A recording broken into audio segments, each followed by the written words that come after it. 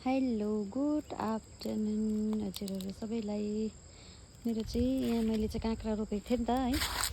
अन्त काँक्रा चाहिँ कस्तो मजाले आएछ। अन्त त्यहाँबाट मैले चाहिँ हाम्रो चाहिँ यहाँ चाहिँ बाँदर र मृगहरू लाग्छ नि त। मृगहरूले पुरा खान्छ कि त्यही भएर सिटा लगाएर बारेको।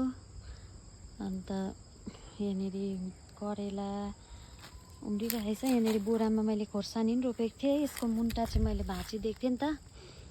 यस्तो मुन्टा भाँच्यो भने चाहिँ मजाले हाँगा हालेर आउँछ नि त। यहाँ पनि मजाले आइरहेको छ है हरियो भएर। अन्त तल बारीमा पनि रोपेको छु मैले है।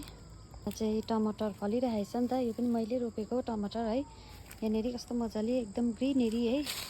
तर यो चाहिँ अब पानी पुरा पर्नु थालेको छ। पानी पऱ्यो भने चाहिँ राम्रो पाक्नु पाउँदैन नि त यो है। पुरा किरा लाग्छ यो, राम्रो चाहिँ हुँदैन। तर पनि है मजाले घाम लाग्यो भने चाहिँ पाक्छ यो टमाटर। यहाँ पनि हाम्रो इस्कुसहरू चाहिँ है अलिअलि आउँदैछ मजाले। यहाँ माछ लगाइदिएको छ है। माछमा मुन्टाहरू जाँदैछ। हरियाली एकदम है, अर्ग्यानिक बस्तीको।